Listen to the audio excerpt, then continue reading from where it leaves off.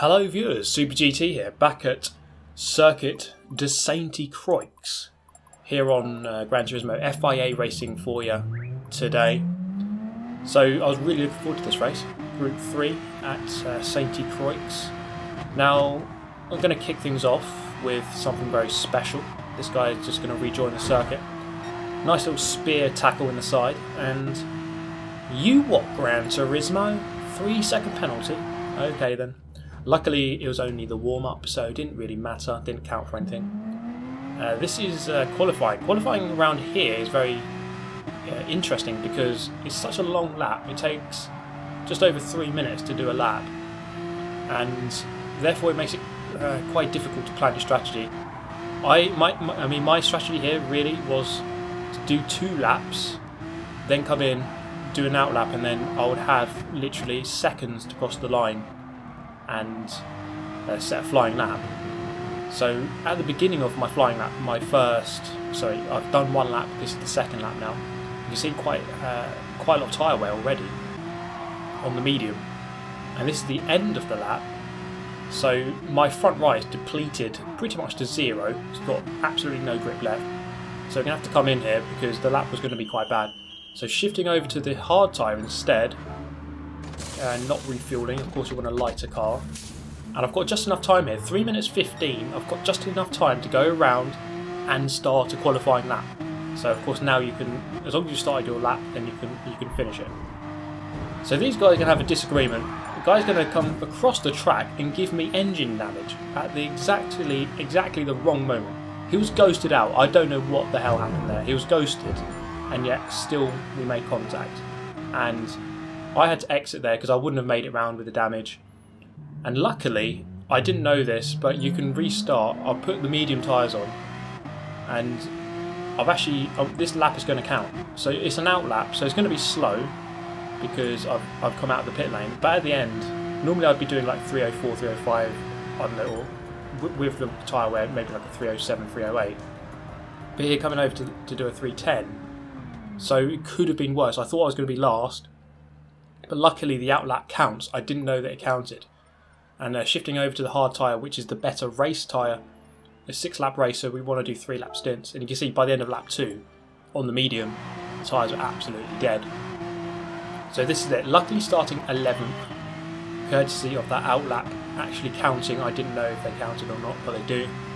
So okay, that's better. That's better than last. We can actually salvage something from here. So into turn 1, a little bit late to turn in. Very wide circuit here, very, very wide. I watched the top time by TTR Benson, and he was really on it, really on the throttle so early because of how wide the track is. You can really maximise the track, well, you have to maximise the track if you really want to get ultimate pace around here. I really love this long left here because it gives you alternative lines. So the Lambo's gone in early, I've gone out wide, and then I'm going to cut him back.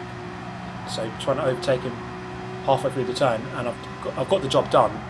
So up the inside, so from 11th up to 10th, and now up behind, what have we got here, Porsche and WRX, very close battling up front. I've got a good exit here. 911 moves to the left, WRX covers the middle, opens up the inside, so I've got room here to go for a move at the end of the bridge.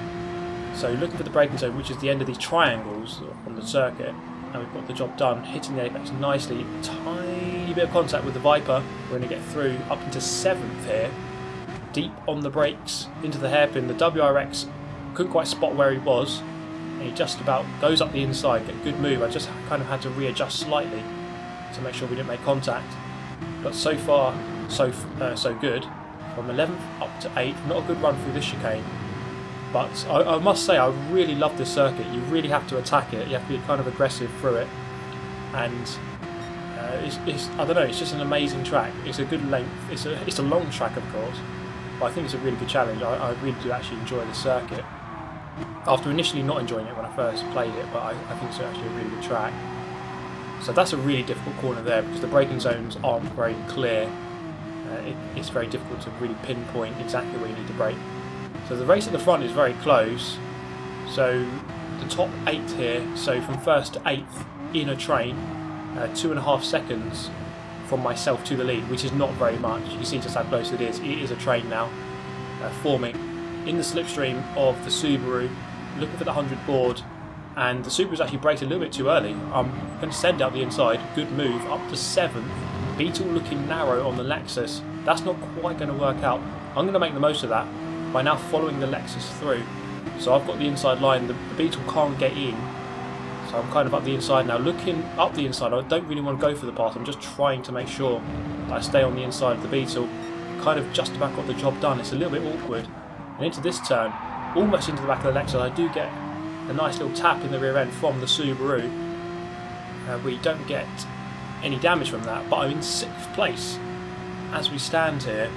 So that's a good progression on lap 1 from 11th to 6th, and we're well within sights of the guys ahead. The leader is actually pulling away slightly, the gap up to 3.3, and I don't get the best of exits through the final turn, back onto the main straight. Subaru getting a really good run. The Beetle now coming for an offence into turn 1. Is he going to be able to get it done? Yes, he is. Up the inside of the pair of us. I'm going to cut them both back. Am I? No, not quite. Not both of them anyway. On to 7th place, back past the Subaru, looking back past the Beetle. It's all change here in the mid-grid.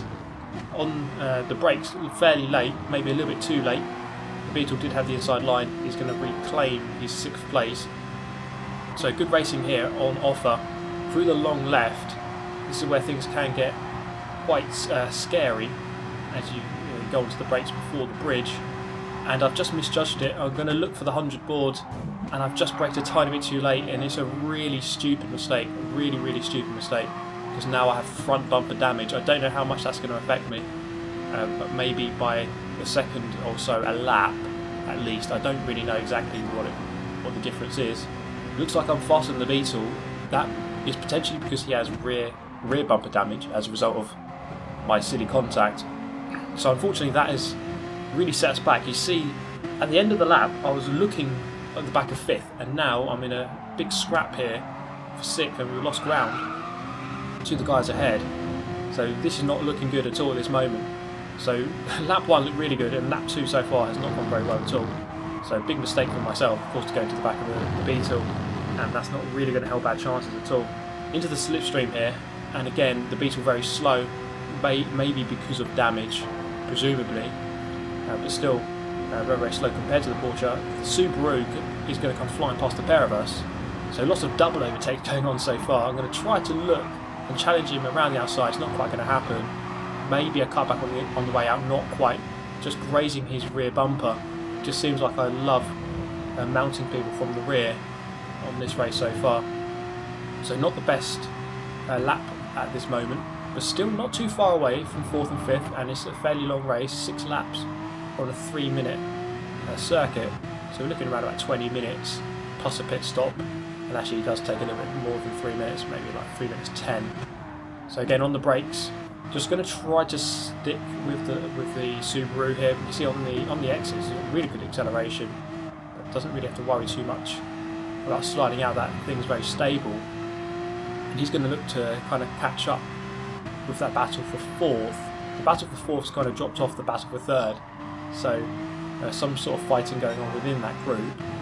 Into the second to last corner, pretty much. I suppose this little left-hander here is the second to last corner, but it doesn't really, it's a sort of a nothing corner really. And then up towards the final turn. Now I could be going into the pits here, but it seems like I don't know if the damage is bad enough, and I don't really fancy having awful tyres on the final lap, and I've gone in way too early into that final turn, and I'm kind of on my own here between 6th and 8th, in 7th obviously, but big gaps in front and behind. You see just how much I've dropped off at the second half of this lap compared to the Subaru WRX up ahead.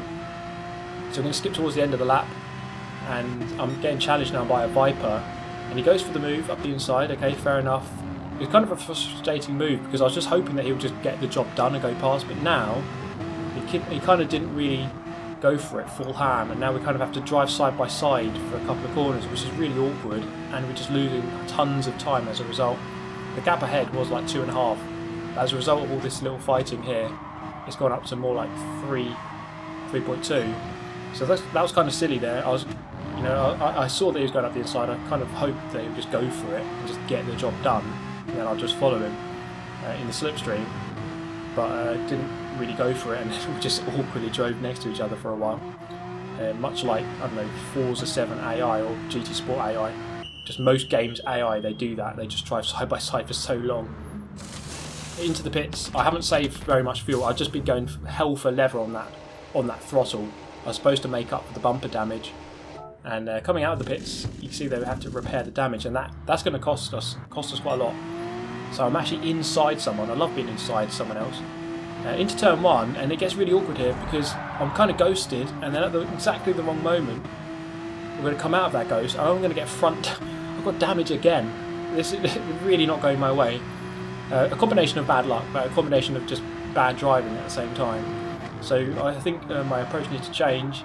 Into this turn, as a result of the damage, as a result of said damage, it's going way too hot, and now I've just got full damage. 3 wheels are screwed, or my whole right hand side screwed, my front bumper, rear bumper, and the engine. Rage quit time, yes, rage quit.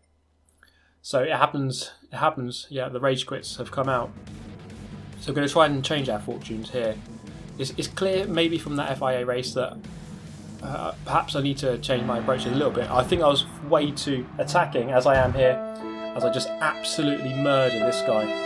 From Cyprus, I think it is. So he's fully sent to the Shadow Realm, and I sent myself to the Shadow Realm. I was just driving very frustrated, and I suppose this happens to some of us. You just get very frustrated, and you start making very stupid mistakes. But anyway, the guy from Cyprus actually returned, so I don't know how he's done it. I don't know how you get out of the Shadow Realm. Once you get there, I thought it was a one-way ticket. But clearly this guy knows a way out, and we've got to kind of contact him to work out how you get out of it, because he's unlocked the secret to returning to this mortal plane. So through the chicane of death, turns out the chicane of death isn't the chicane of death so much at the moment. I think people are very used to driving it these days. I'm going to go for a move this time. I'm not sending him to the Shadow Realm for the second time, almost into the back of this guy, which funny enough says stay back on the back of his car, and I almost killed him instead. So we actually get lunged by a Danish guy.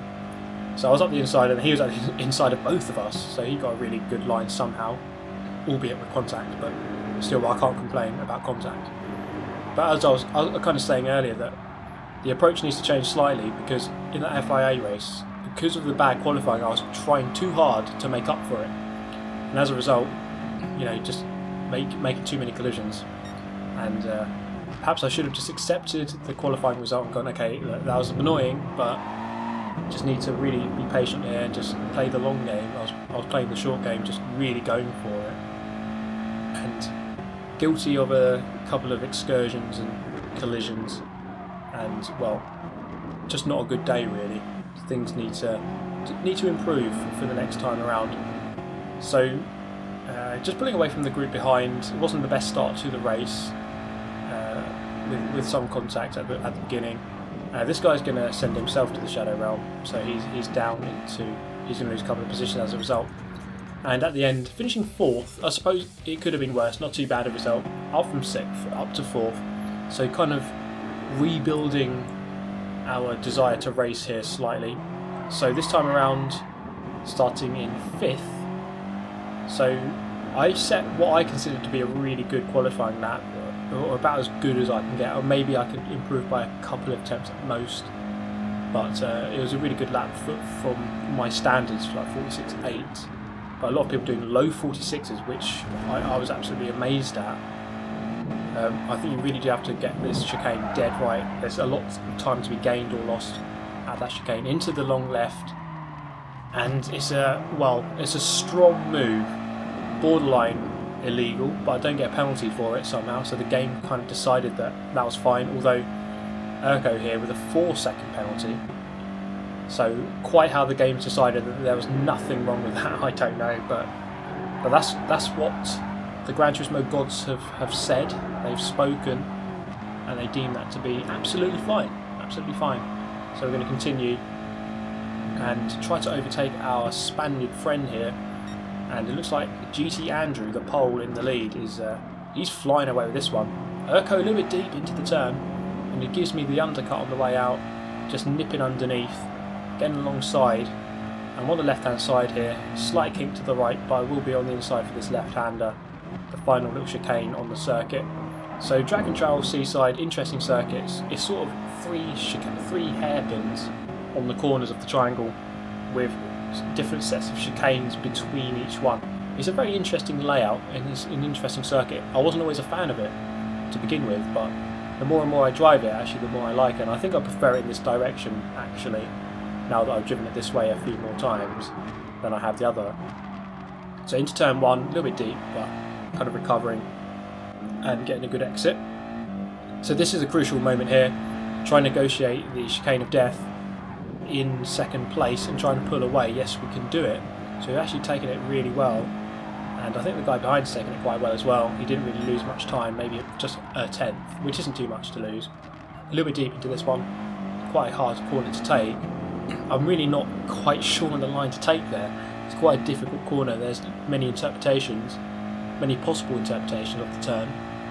So just looking behind, just a quarter of a second, the gap now separating myself and Urko, the Spaniard behind. So things fairly close. It looked like I was going to pull away because I felt like I did quite a good first sector, but this is what happens when you're up against fast players. You deliver good sectors and then they're still there to pressure you further into the race. So that's just something you have to deal with. Okay, he's still there, but just try and calm down and settle into the race and try and set some good lap times here and not worry about him too much. And I suppose if he does get up to me, then I just have to defend. I think I can defend quite well. I think that is a strength. I think the race skill is a fair skill I have, but it's just a little bit scruffy at times, with the contact and things like that. But when it comes to like defending and overtaking, finding the right position on lap 1, I think I can do that fairly well. It's just improving the rough edges slightly. So lap number 3 now, flying through the chicane, didn't quite turn in early enough for the second apex, grazing across the wall, but lap 3 now, the gap was quite big, and at the end 3.5 seconds, near enough, and coming through to finish second. Not too bad a result, fairly happy with that. Okay, yes, there was that big contact on lap 1, not the cleanest move at all, but still I think drove fairly well other than that. And we're going to end the video on a good note, because sometimes my videos, well, they end on a bad note. Let's put it that way. And well, the Lamborghini here making a big mistake through turn 1. I don't think the Lamborghini's great in a straight line. It's kind of proven by the fact that the Titty can go flying past. I know he got a bad exit, but still. Into turn 1, into the chicane for the first time. Chicane of death. Don't quite die this time. So no funeral directors licking their lips this time. At the end of the race, coming through to win by 2.6 seconds, so fairly convincing victory. And we can end the video on a high note. That was actually my 69th victory in the game. Rather kinky, that. But anyway, that brings a close to the video. A fairly interesting one this time around, where I drove like crap for the majority of it. But there we go. Thank you for watching as always. I shall see you next time. Goodbye.